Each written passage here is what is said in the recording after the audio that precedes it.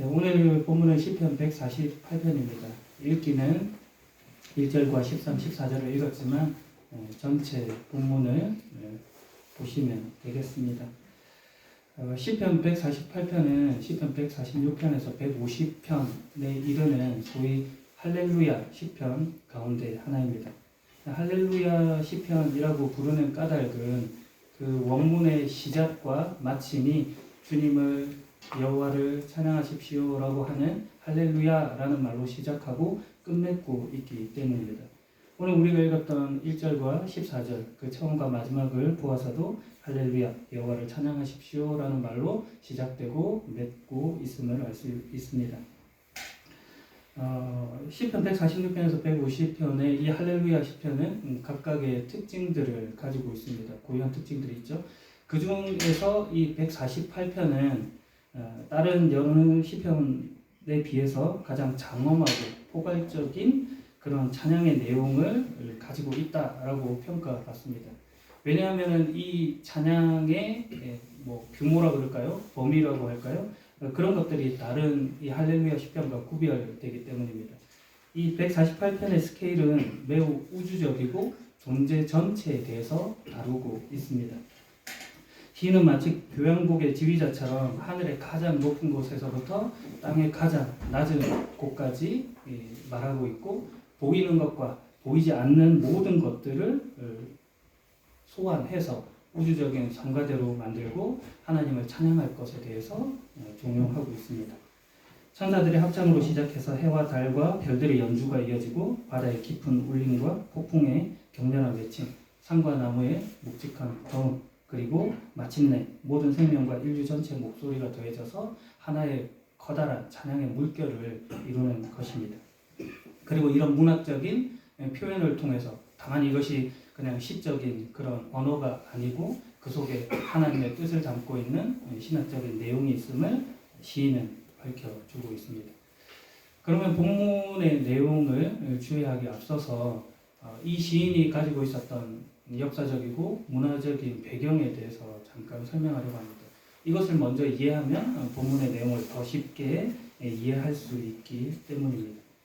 시편 148편은 고대 근동이라는 거대한 문화적이고 사상적인 용광로 속에서 이렇게 탄생한 그런 시입니다. 당시 메소포타미아 그리고 이집트 가나안 등지의 우주관이 이 시편 속에 반영되어 있습니다. 하늘과 땅, 신과 인간, 혼돈과 질서라고 하는 독특한 우주관을 공유하고 있는 것이죠.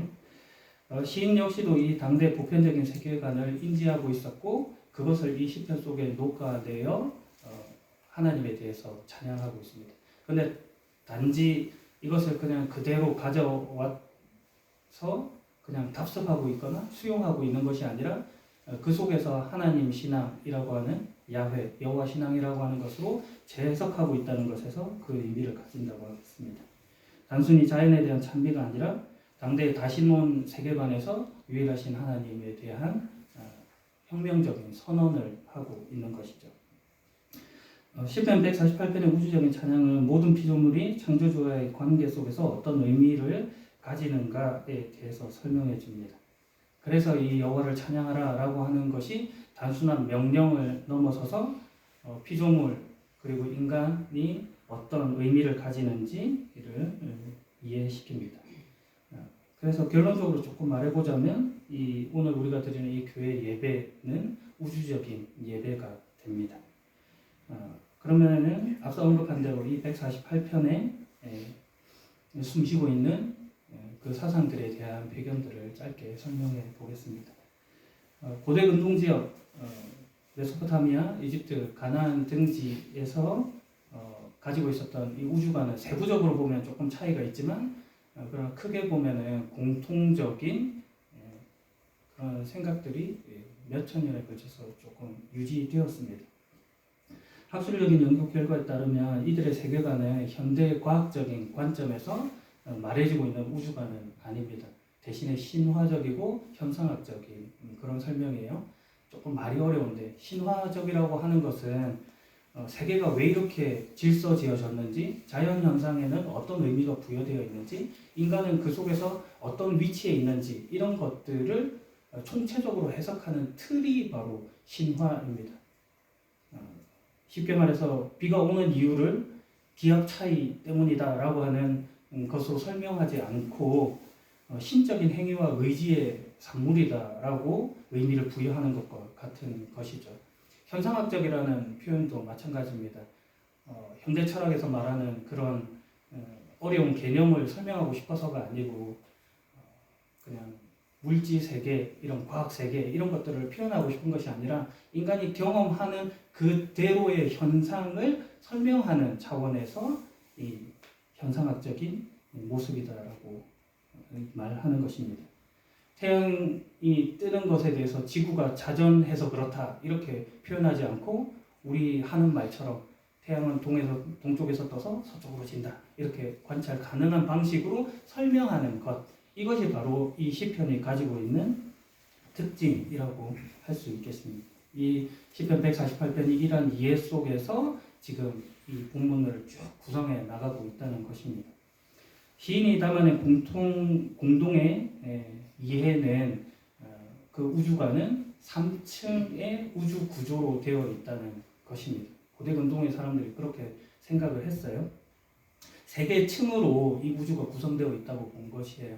첫 번째 층은 하늘이라고 불리는 신의 영역이라는 것이고, 두 번째는 인간과 동식물이 살아가는 땅으로서의 영역이고, 세 번째는 그 땅 아래 죽은 자들의 영혼이 머무르는 그런 혼돈의 세계를 생각을 했습니다.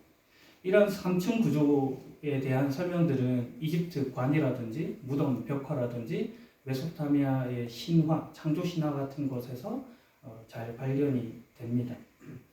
출애굽기 20장 4절을 보게 되면요, 위로 하늘에 있는 것이나 아래로 땅에 있는 것이나 땅 아래로 물속에 있는 것에 어떠한 모양도 만들지 마라 라고 하는 하나님의 이 계명에 대한 내용이 나오는데, 이런 것들이 다 그 시대의 사상을 그대로 반영하여서 한 표현들이라는 것이죠. 이런 우주 구조 속에서, 이런 이해 속에서 몇 가지 핵심적인 요소들이 있습니다. 대표적인 것 중에 하나가 창세기 1장 6절에서 8절에 등장하는 물을 나누는 둥근 공간이라는 의미의 궁창이라는 단어입니다. 궁창, 라키아, 히브리어로 라키아인데 이 단어는 이렇게 두드려서 폈다는 그런 뜻이 있습니다. 금속판 같은 것을 두드려서 펴서 이렇게 둘러쓴 돔과 같은 형태의 덮개, 이런 이미지가 있습니다. 고대인들은 이 궁창이 땅 위를 덮고 있어서 아래 물과 윗물을 이렇게 구분짓는, 그러니까 그 궁창 위쪽으로 어떤 물이 있는데, 거대한 큰 바다 같은 것들이 있는데, 이것이 혼돈의 상징이고 그것을 막아주는 것으로서 이 궁창이 있다라는 그런 이해들을 가지고 있었습니다. 그래서 개정판에 말씀으로 보자면 창세기 1장 11절에 큰 비품의 샘들이 터지며 하늘의 창문들이 열렸다, 이런 노아 방주 사건에서 이런 표현들을 쓰는데, 그 궁창에서 창문들이 달려있고 문들이 있어서 그쪽으로서 이렇게 물들이 쏟아져, 하늘 그 궁창 위에 물들이 쏟아지는 그런 이미지들을 상상하고 있었던 것이죠. 이것들이 다 반영이 되어 있습니다. 고대 운동 우주관의 핵심 요소로 다른 것 중에 하나는 혼돈과의 전쟁 속에서 창조가 일어났다는 그런 개념도 있습니다. 고대 운동의 많은 창조 신화는 창조주 신이 원시적인 혼돈의 세력과 격렬하게 싸워서 승리하고 난 뒤에 그 결과물로서 창조가 이루어졌다고 보는 것이에요. 대표적인 게 메소포타미아 바벨론의 창조 신화인 에누마 엘리시라고 하는 것입니다. 에누마 엘리시 가운데 나타나는 주된 신은 마르둑이라는 신이에요. 그냥 마르둑이 짠물, 그러니까 바닷물 신 티아맛과 전쟁을 벌이는데 승리합니다. 그래서 티아맛을 반으로 나눠서 한쪽은 하늘을 만들고 한쪽은 땅을 만드는 그런 이야기가 펼쳐져 있습니다. 혼돈과의 투쟁 속에서 창조를 만드는 그런 이미지가 있는 것이죠. 이 내용이 성경 속에도 있습니다. 시편 74편이라든지 욥기 이런 내용들을 보게 되면 라합, 리오야단 이런 표현들을 통해서 혼돈의 세력과의 싸움 가운데 승리의 이미지들을 만들어내는 것이에요. 고대인들에게 또 바다 이런 것들은 깊음, 태홍이라는 단어를 쓰기도 하는데 이런 것들이 혼돈의 세력을 상징하는 것으로 되어 있습니다. 그런 것들이 다 성경 속에서 말해지고 의미를 재창출하고 있는 것이죠.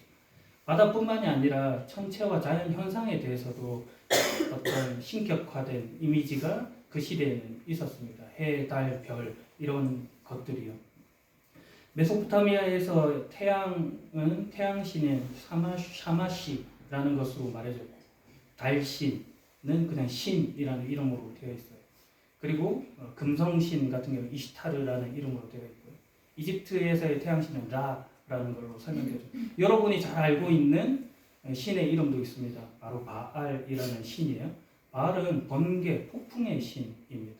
자연현상 그것에 신의 이미지를 부여시킨 것이죠. 신의 활동으로 본 것입니다. 이런 총체적인 이해들이 이 시편 148편 안에 녹아져서 이야기들이 쭉쭉쭉 진행돼요.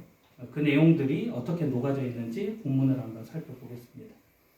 먼저 전반부인 1절과 6절의 내용을 보게 되면 고대 우주관의 최상층부인 하늘에 대한 설명이 나타나 있습니다. 여호와를 찬양하십시오. 하늘에서 여호와를 찬양하며 위에 높은 곳에서 그분을 찬양하십시오.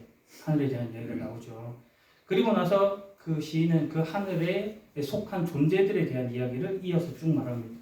주의 모든 천사들이여 주를 찬양하며 하늘의 모든 군대들이여 주를 찬양하십시오. 해와 달아 주를 찬양하여라. 빛나는 너희 모든 별들아 주를 찬양하여라. 가장 높은 너희 하늘아 주를 찬양하며 하늘 위에 있는 너희 물들아 주를 찬양하여라. 이렇게 설명을 하고 있어요. 이런 표현들은 단순히 시적인 표현이 아니라 당시에 이 우주관이 반영된 표현이다. 이렇게 말하는 것입니다. 그런데 이것이 그 시대 사람들이 듣기에는 매우 커다란 충격을 주는 그런 신학적인 질서를 담고 있는 내용이라는 것이에요. 왜냐하면 앞서 설명드렸던 것과 같이 그런 모든 자연 물들이라고 하는 것은 신격화되어 있는 어떤 대상들인데 지금 여기서는 다르게 설명을 하고 있기 때문에 그렇습니다. 시인은 5절에서 이것을 분명하게 말합니다. 시인은 그것들이 모두 주의 명령으로 창조된 존재들이고 그리고 주님을 찬양해야 될 존재라고 의미를 재부여하고 있는 것입니다. 앞서 언급한 바와 같이 고대 근동사 하늘은 최고 신들의 영역이었죠. 메소포타미아의 신인 아누라든지 그리고 가나안 신 엘과 같은 최고 신들의 영역, 인간이 범접할 수 없는 신의 영역인데 그런데 그 속에 있는 모든 너희들이 상상하는 그 모든 물들이라고 하는 것들이 하나님을 찬양하기 위해 만들어져 있는 그 하나님의 창조 세계 질서 안에 편입되어 있는 것이다 라고 지금 이 시인이 선언을 하고 있는 것입니다. 그들이 신격화된 대상이 아니라 다만 하나님을 찬양하기 위한 찬양대에 불과하다 이렇게 선언하고 있는 것이죠. 4절에서 하늘 위에 있는 물들은 이렇게 표현하고 있어요. 궁창 위에 존재한다고 믿었던 원시 혼돈의 세계에 대한 대표 표현인 것이죠. 그 바다로 경계가 설정돼야 될 이 혼돈의 요소마저도 하나님을 찬양한다라고 선언되고 있습니다. 혼돈마저도 하나님의 주권 아래 있음을 보여주는 강력한 이미지인 것이죠. 에누마 엘리시에서 말해졌던 신화 투쟁의 모델이 완전히 깨져버리는 그런 표현입니다. 시편의 창조는 피비린내 나는 전쟁의 결과가 아닙니다. 애초부터 하나님의 창조 질서 속에 있는 것이었다라는 거예요. 그 신화 속에서 보여지는 창조의 모습들을 보면 결국은 전쟁에서 승리한 자의 뜻에 따라 완전한 파괴를 만들고 그것을 가지고 이렇게 창조물을 만들어내는 어떤 갈등이랄까요? 그런 것들, 정쟁 막 이런 이미지들이 있는데 전혀 창세기는 그런 모습으로 설명하고 있지 않다는 것이죠. 애초에 세계가 그렇게 만들어지지 않았다는 것입니다. 창세기 1장에서 태초에 하나님께서 천지를 창조하실 때 말씀으로 창조하셨던 것과 같이 이 시편 148편 역시도 창조의 근원이신 하나님의 강력하신 말씀에 의하여서 그것이 질서 지어지고 있다. 저항이나 어떤 투쟁도 없다. 이렇게 말하고 있는 것입니다. 그래서 6절에 주께서 이 모든 것들을 영원히 제자리에 두셨습니다. 주는 결코 사라지지 않을 법령을 주셨습니다. 라고 선언하고 있는 것입니다. 고대인들은 이 물이 범람하는 것으로 인해서 끊임없이 혼돈이 재창출되고 있다라고 느꼈어요. 그래서 그 신들에 대한 경외감 같은 것들이 있었죠. 그러나 하나님은 지금 이 모든 혼돈들이 하나님의 질서 속에 편입되어 있어서 이것이 그냥 다만 창조의 일회성으로 끝나는 것이 아니고 지속적으로 안정성을 유지하고 컨트롤되고 있다, 통제되고 있다라고 지금 설명하고 싶은 것입니다. 그래서 해, 달, 별 같은 것들이 이렇게 운행하고 순환하고 하는 그런 모든 그 질서, 그 안정성 이런 것들이 하나님을 찬양하는 모습 그 자체의 방식이고 내용이다. 이렇게 지금 설명을 하고 싶은 것입니다. 이어서 두 번째 단락인 7절에서 12절은 그 찬양의 모델을 지금까지 설명했던 이 하늘의 이미지에서 땅으로 그 이미지로 옮겨옵니다. 시인은 땅과 바다 그리고 그 안에 있는 모든 존재들을 호명하면서 두 번째 파트를 구성하고 있어요. 하나님의 통치가 하늘뿐만 아니라 인간이 발 딛고 있는 이 땅 가운데도 이루어지고 있다는 것을 보여주죠. 읽어보겠습니다. 땅에서도 여호와를 찬양하여라. 너희 큰 바다 동물들과 해양들아 주를 찬양하여라. 번개와 우박과 눈과 구름들아 주의 명령을 따르는 폭풍들아 주를 찬양하여라. 땅의 찬양을 설명하면서 가장 혼란스러운 그 영역부터 시작을 합니다.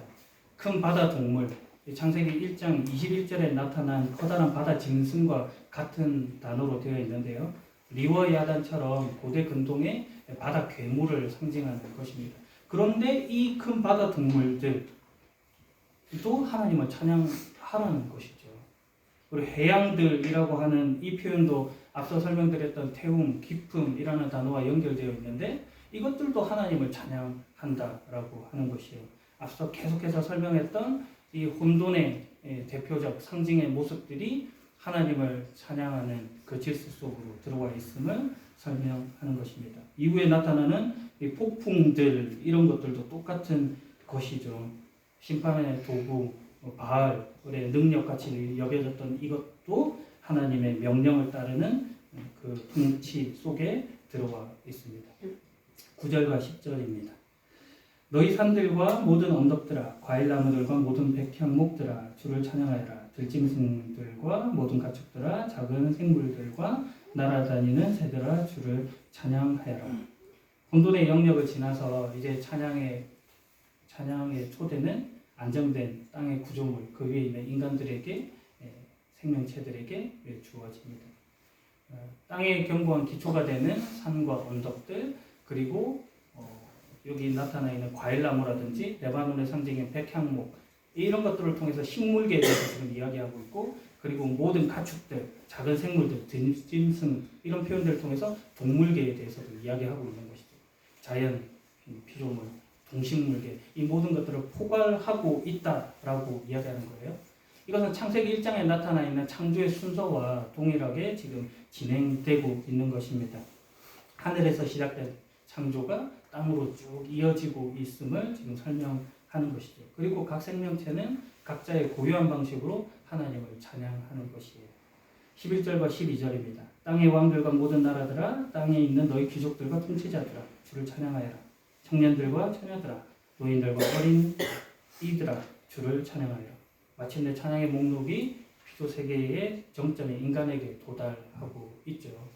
그런데 그 인간을 표현하는 방식도 지금 매우 확장되어서 설명됩니다.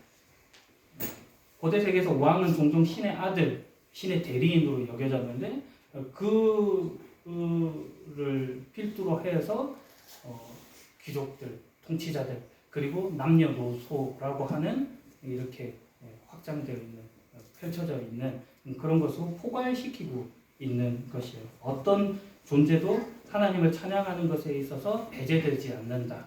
모두 다 찬양이라고 하는 의무와 권리를 가진다라고 지금 설명을 하는 것입니다. 그리고 마지막 단락인 13절과 14절에 이 찬양의 의미를 종합해서 이렇게 표현을 합니다. 이 모든 것들아 여호와의 이름을 찬양하여라.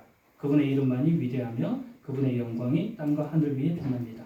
그분은 주의 백성을 강하게 하셨습니다. 그분은 모든 성도들의 찬양이요 이스라엘의 찬양이며 주를 가까이 하는 백성들의 찬양입니다. 여호와를 찬양하십시오. 이 모든 우주적 찬양이 하나님 여호와의 이름을 여호와의 영광을 위하여 있다라고 하는 그런 하나님 이름을 드러내기 위해 있다라고 하는 그런 목적을 분명히 해 주는 것이죠. 찬양이 존재의 목적과 연결되어 있는 것입니다. 그런데 이렇게 표현하죠. 너희는 찬양하기 위해 있는 존재다. 맞는 말입니다. 그러나 이것이 다르게 좀 오해될 때는 찬양하지 않으면 너는 쓸모가 없다. 이렇게 있을 이유가 없다. 이렇게 설명하는 것은 조금 과도한 것 같습니다. 이런 표현들은 조금 더 깊은 의미가 있는 것이죠. 찬양이라는 말 속에 그리고 지금 이런 찬양하기 위한 존재라고 하는 말 속에 기도도 그렇지만 이것은 찬양을 우리가 할 때 그것을 듣는 대상, 기도를 할 때 그것을 듣는 대상, 들으시는 타자가 있다라는 것을 전제하는 그런 말입니다. 들으시는 대상이 있다라는 것을 알려주기 위하여 너희는 찬양하는 존재다라고 하는 말이 더 크게 의미가 있는 것이죠. 이것은 피조물과 하나님과의 관계성을 전제로 하고 있다는 말이기도 합니다. 창조의 개념과 연결되어 있는 것이죠. 전통적으로 하나님의 창조는 무에서부터의 창조에 대해서 이야기를 했습니다. 근데 이 무로부터의 창조라는 것이 해석될 때 어떤 첫 시작이라고 하는 처음, 시간 안에서의 하나님의 창조 이런 것으로 전통적으로 많이 이해되어 왔었어요. 그러나 지금 오늘 본문에서 시편 기자가 하는 말의 개념은 시간적인 개념보다도 조금 더 관계적인 개념에서의 창조입니다. 무로부터 창조되었다라고 하는 것은 모든 피조물이 있음이라고 하는 것이 결국 하나님과의 관계 속에서 있음이라고 하는 것을 지금 말하고 싶은 것이에요. 피조물은 스스로 존재의 근원을 찾지 않고 하나님께서 의미를 부여하신 것으로 있는 것. 만약에 그렇지 않다, 하나님과의 관계성을 맺고 있지 않다면 그것이야말로 무가 아니냐, 지금 이렇게 설명하고 있는 것입니다. 그리고 하나님의 질서 속에서 그것이 계속해서 이어지고 있다는 것이죠. 그래서 하나님의 창조라고 하는 것은 옛날에 일어났던, 과거의 한순간에 일어났던 하나의 사건이 아니고 지금 현재를 유지시키고 있는 하나님과 피조물과의 지속적인 관계라고 말하는 것입니다. 이러한 관계적인 창조론이 자연스럽게 찬양에 대한 깊은 이해로 이어지는 것이죠. 만약 존재가 하나님의 부르심에 대한 응답이라고 한다면 찬양은 그것을 가장 극명하게 드러내는 그런 본질적인 요소라는 것이죠. 내가 살아있구나. 나는 혼자가 아니구나. 이것을 드러내는 것으로서 찬양인 것입니다. 그러므로 찬양은 기분 좋을 때 우리가 흥얼거리듯이 덧붙이는 어떤 그런 장식이 아니죠. 종교인들이 해야 할 숙제 같은 것들이 아닌 겁니다. 피조물이 자신의 본래 목적인 하나님과의 관계 안에서 그분을 영화롭게 하기 위해 하는 것을 실현하는 행위 그 자체가 바로 찬양인 것입니다. 그러면서 오늘 본문인 시편 148편에서 시인은 이 우주적 찬양의 초대가 단순히 문학적인 수사를 넘어서 인간 존재에 대해서 설명해 주고 있다, 이렇게 표현하는 것입니다. 신과 인간 존재의 관계에 대한 설명인 것입니다. 찬양을 통해서 모든 피조물은 스스로 존재하는 독립적인 자가 아니고 창조주의 부르심에 응답하는 존재다라는 것을 확인하는 것입니다. 사람에 대한 정의들이 여러 가지가 있잖아요. 호모 사피엔스, 생각하는 인간이라든지, 호모 루덴스, 놀이하는 인간이라든지, 호모 파베르, 도구적인 인간, 만드는 인간이라든지 그런 다양한 인간에 대한 설명들이 있는데, 그런 면에서 기독교가 말하는 인간에 대한 이해는 오늘 제목에 나타나 있는 것과 같이 호모 아도란스, 예배하는 인간, 찬양하는 인간, 경배하는 인간이라는 것입니다. 인간 존재의 방향이 무엇인지를 말해 주는 것이에요. 그러니까 경배하는 인간이라고 하는 말 속에 있는 핵심은 이것입니다. 인간의 특징을 구성하는데 그 그것은 인간이 어떤 대상을 궁극적인 것으로 삼는다는 것이에요. 근데 여기에는 문제가 있죠. 인간은 예배하지 않을 수 없는, 어떤 것을 숭배하고 숭상하지 않을 수 없는 존재인데, 그러면 그 대상, 그 숭배하는 그것은 무엇이냐 하는 문제가 남아 있는 것입니다. 거기에 시편 148편의 시인이 답하는 것이, 너희가 지금까지 신격화시켰던 해, 달, 별, 폭풍, 뭐 이런 번개, 이런 자연 물들이 아니고 유일하신 하나님이 아니냐, 지금 이렇게 답을 주고 있는 것입니다. 현대 사회로 보자면 인간이 절대화하기 쉬운 과학이나 기술이나 국가나 시장이나 돈과 권력이나 아니면 자기 성취라든지 자아라든지 하나님보다도 더 앞서는 어떤 것들이 결국은 무상이 될 수밖에 없음에 대해서 이야기하는 것이죠. 그럼 모든 것들을 제거하고 오직 하나님을 예배하는 자, 경배하는 자가 되어라라고 오늘 시편이 이야기해주고 있는 것입니다. 한 가지 덧붙여서 더 말씀드리자고 하면 이 시편 148편의 찬양 목록은 이 무생물적인 자연에서 식물, 동물 있었죠. 그리고 나서 인간으로 향하고 있습니다. 상승 구조를 그려요. 그러니까 어떻게 보면 위에서부터 하늘에서부터 땅으로라고 하는 것과 안에서부터 밖으로라고 하는 어떤 그런 이미지가 지금 있는 것이죠. 그리고 인간사의 모든 계층을 포괄하여서 설명합니다. 시인은 이를 통해서 인간이 피조 세계에서 가지는 위치에 대해서 지금 말하고 싶은 것이에요. 쉽게 설명하자면 창세기 1장의 이미지를 그리고 있다고 생각하시면 됩니다. 인간이 하나님의 형상으로 지음받고 그에게 부여받은 사명에 대해서 말하는 것이죠.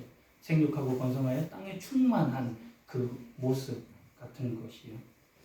온 피조세계의 제사장적인, 청지기적인 그런 역할들을 지금 부여받고 있다라고 말하고 있는 것입니다. 그래서 이 우주 속에서 해와 달에 침묵하는 찬양이라든지 폭풍의 어떤 외치는 소리라든지 아니면 산과 언덕의 묵직한 소리라든지 이런 것들을 모두 아울러서 인간의 언어로 표현함으로 하나님을 찬양하는 그런 역할을 지금 가지고 있는 것입니다. 존 파이프 목사님께서 이런 말씀하셨어요. 당신이 하나님을 찬양할 때 당신은 창조 세계에 말 못하는 영광을 깨워서 그 찬양을 말로 표현하는 것과 같습니다. 인간의 찬양 안에 온 우주의 찬양에 비로소 그 완전한 의미를 획득하는 것이죠. 그러므로 오늘 찬양 예배에서 우리가 드리는 이 찬양이라고 하는 것이 단지 개인적인 감정이라든지 공동체의 어떤 종교적인 행위 이런 것들을 넘어서서 우주의 경외를 인간의 언어로 표현하는 하나님의 부르심에 응답하는 제사장적 직무 수행으로서 의미가 있는 것입니다. 여호와를 찬양하십시오. 마지막 짧은 말로 설교를 마무리합니다. 너무 거창하게 우주적이다, 장엄하다 이렇게 해서 되게 크게만 느껴질 수도 있는데 우리가 드리는 찬양은 작은 퍼즐인 것 같아요. 처음에 한 조각인 것이죠. 그 미미한 그 한 조각이 다른 옆에 조각들과 이어지고 연결될 때 우리는 커다란 어떤 그림들을 완성해 갈 수 있는 것이죠. 지금 내가 놓고 있는 하나의 퍼즐, 그것이 시작이고 출발일 수 있을 것 같습니다. 여러분이 예배하는 이 자리에서 그리고 여러분이 거하고 있는 그 삶의 모든 자리에서 여러분들 하나님께로부터 부여받은 그 생명력을 불어넣을 때 그것을 찬양으로 올려드릴 때 하나님께서 목적하셨던 완전한 그림들이 완성될 것입니다. 여러분들이 그 시작과 출발이 되길 예수 그리스도의 이름으로 축복합니다. 기도하겠습니다. 하나님 아버지, 오늘 우리가 드리는 찬양을 작은 퍼즐 조각으로 올립니다. 이 한 조각이 주님의 손 안에서 놓여 다른 조각과 어우러져 온 우주를 향한 찬양의 그림이 되게 하여 주옵소서. 우리 삶 속 모든 순간이 경배 자리로 연결되어 하나님의 영광을 드러내는 합창이 되게 하시고 우리가 존재함의 이유대로 주님을 찬양하게 하옵소서. 찬양받기 합당하신 예수 그리스도 이름으로 기도합니다. 아멘.